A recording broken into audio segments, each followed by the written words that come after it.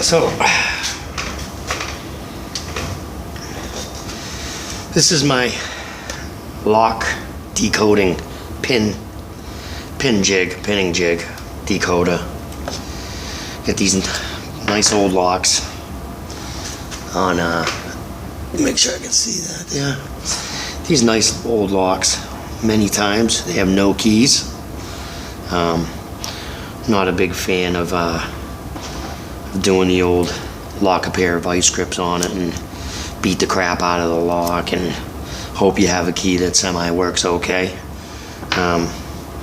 So this little baby right here will pin about 80% of padlocks that have decent open keyways. You know, a lot of the Corbins, you know, these Corbin locks have a pretty wide keyway with no warding directly in the way of the pinning. You know, depending on the cut, you know, some work better than others. I found this works on a lot of locks.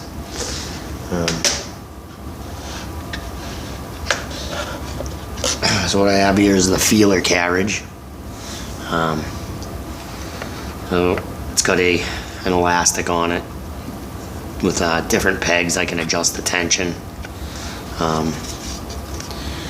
I made these bits out of 024 feeler gauge spring steel. I have some different depth hooks for different cuts of the pins or whatever, to so I can get different ones in there.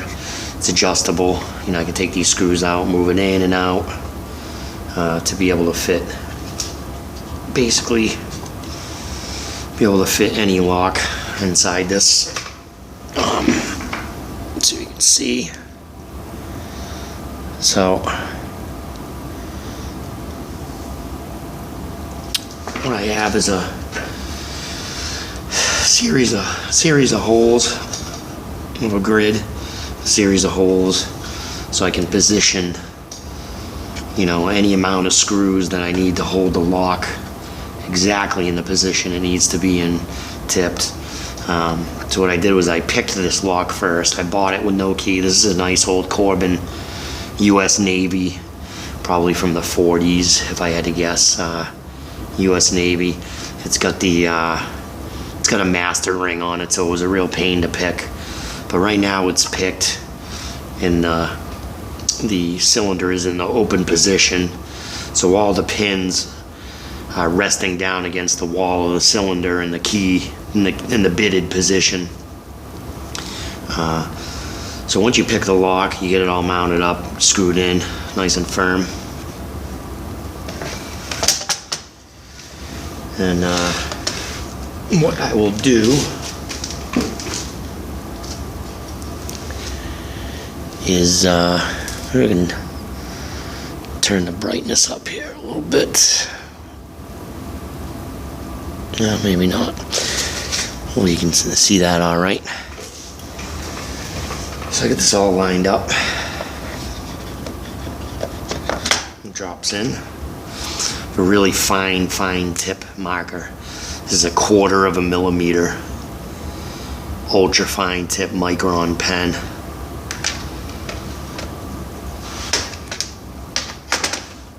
So it slides into the stylus,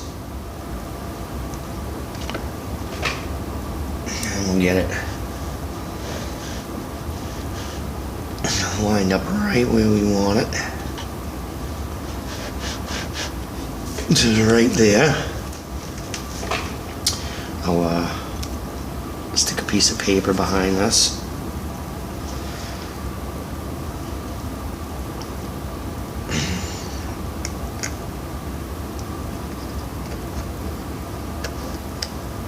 And get it all in there. So I just have it just on the other side of the 5th pin. Take a piece of blue tape.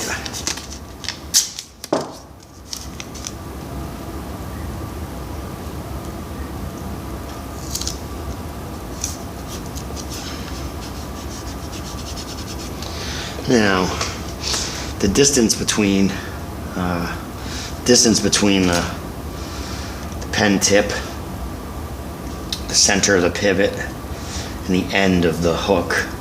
The end of the hook is equidistant. So what happens is when we slide this, it makes an upside down print of the tips of all the lock pins. So basically it makes an exact upside down replica of all your bitting heights. So I'll slide it. Go back and forth once. There's pin 5. There's pin 4. There's pin 3. There's pin 2. And there's pin 1. Now it's sliding across the shoulder. And then it skips right off the shoulder. Then I'll probe. Slide this over. And I'll let the tip probe the face of the cylinder. There's one, the bottom of the face, top of the face. So this is a square radius of the lock face.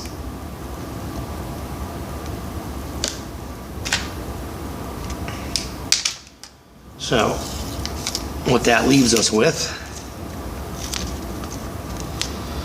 is basically what you have here.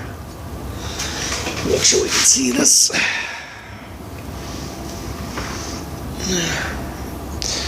Basically what we have here is we have all the tips of all the pinning.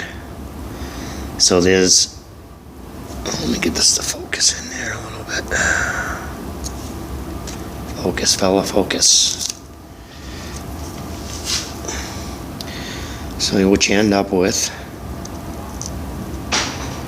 is that's the peak of pin 5, peak of pin 4, the tip of pin 3, tip of pin 2, the tip of pin 1, and then you get the, with a blade, bottom of the blade rides onto the keyway, and then we have the shoulder line of the key where it's slipped, where the probe slipped right out of the shoulder.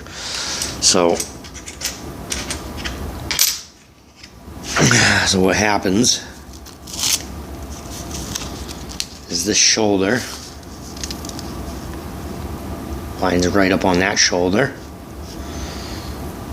except that it's upside down, so it's actually this way. And what we do is I'll get this marked out, and I'll get ready to cut the sticker out, and I'll show you that.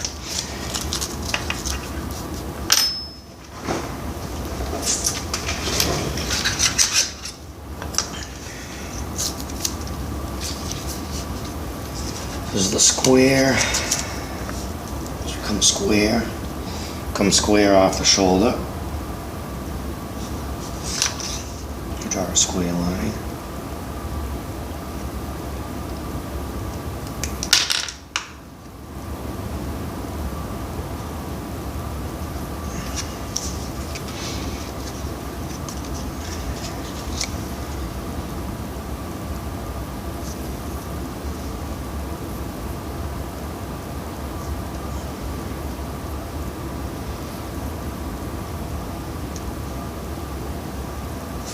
So that line's the top of the blade, which is the top of the blade on the key. Here's the cheaper key. Top of the blade on the key. And then look at the width. Step on the blade. Like so. The width of the blade.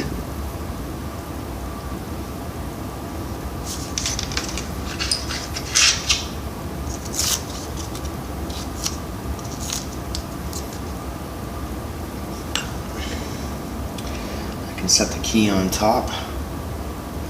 The shoulder of the key line right up where my shoulder dropped out.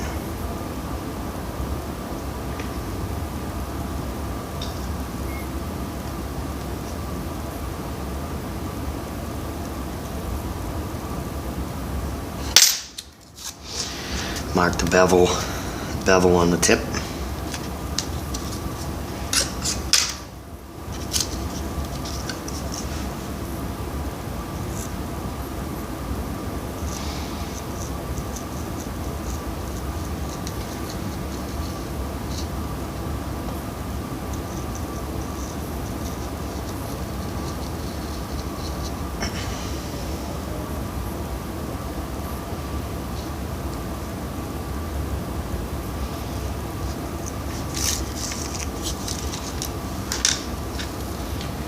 So what I'll typically do first is I'll soot a cheap key up. We always use a cheap key.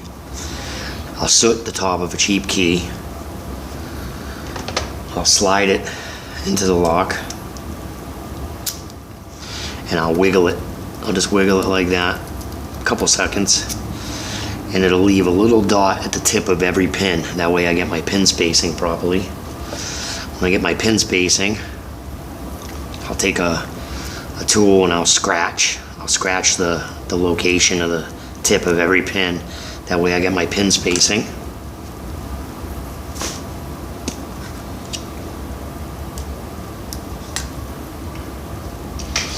And we get our bitting sticker.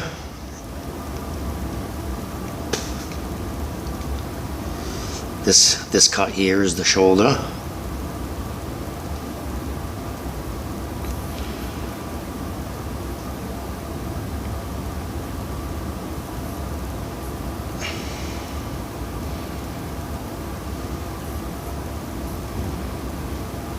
Line right up at the tip of the bevel.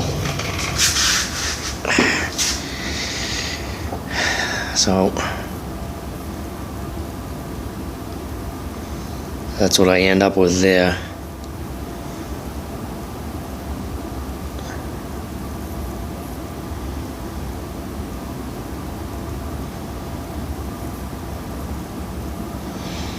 So basically, that sticker is exactly a profile of our pinning.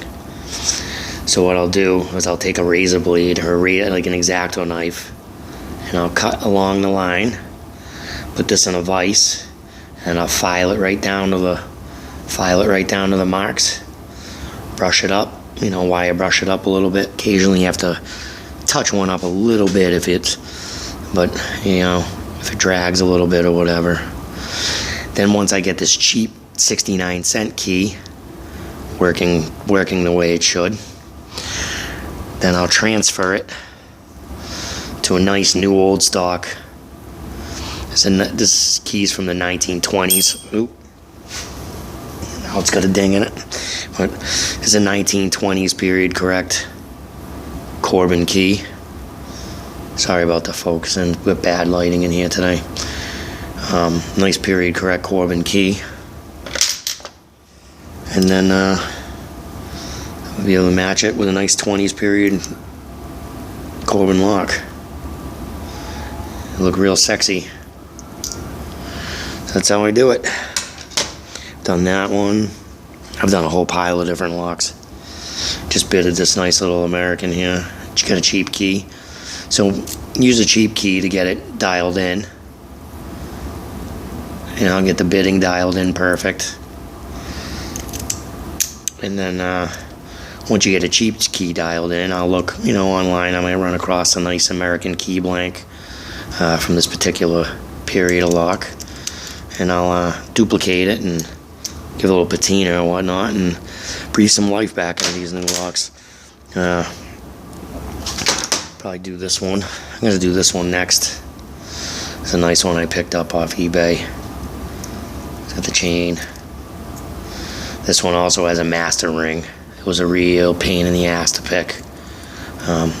These Corbin locks, they have such tight tolerances. They're really tough to pick with the master rings on them. Basically, you have two separate shear lines. When you go to pick those, they can be really tricky. But they're beautiful locks. Corbin locks are one of my favorites. They're just really nice locks. And I hate to see them, ones without keys. So I make brand new period correct keys for them and add them to the collection. I'll post some more videos of this in action as I do different locks. I get this U.S. Navy lock here bitted up and keyed up, and it'll be sweet.